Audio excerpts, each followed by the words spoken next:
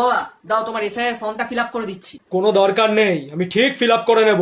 এদিকে বলো দায়িত্ব নিতে, আমি যখন দায়িত্ব নিয়ে কোনো একটা কাজ করতে চাইছি দিচ্ছ না। আরে দাও, অনলাইনে ভিডিও দেখে আমি ফাটাক করে ফিল আপ করে দেবো। ভুল যদি করেছিস বাবু, এই নে।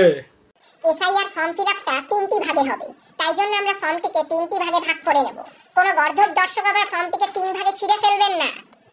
জানোয়ারটা কখনো অঙ্কে পাস করতে পারলো না, ও এসআইআর এর ফর্ম ফিল আপ করবে। লাঠিটা কই আমার? দাঁড়াও দাঁড়াও, আমি সেলুটেপ দিয়ে দিচ্ছি, সেলুটেপ দিয়ে সরি। ফর্মে সবার আগে আপনার জন্ম তারিখ লিখতে হবে। তোমার জন্ম তারিখ বলো। লেখ 9 নভেম্বর। আরে ইংলিশেরটা না, বাংলা ফর্ম, বাংলার মাসের জন্ম তারিখটা লিখতে হবে।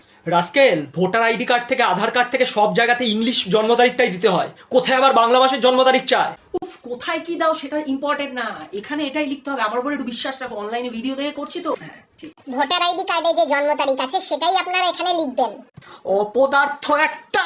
আরে দাঁড়াও, তুমি তুমি কথায় কথায় মারতে আসো কেন আমাকে? তুমি একটু বিশ্বাস নিয়ে আমার উপর।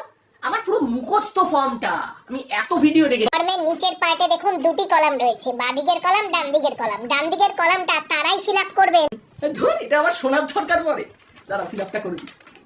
সব মুখস্থ আমার। এবার দেখি কি বলছে। ডান দিকের কলামটি শুধু তারাই ফিল আপ করবেন যাদের 2002 ভোটার লিস্টে নাম ছিল না।